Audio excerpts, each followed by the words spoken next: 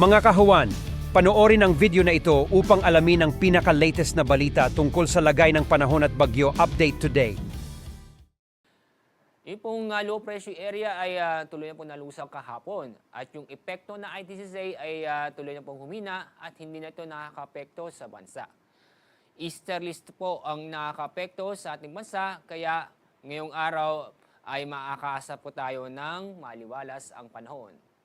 Itong easterlies ay magpapatuloy ng epekto nito bukas, Sabado at Linggo. Sa mga tatanong kung may inaasahan po tayong low pressure area o bagyo sa susunod na 3 araw, sa nakita namin, wala po tayong inaasahan na low pressure area o bagyo sa Dagat Pasipiko na maaaring makaapekto sa ating bansa.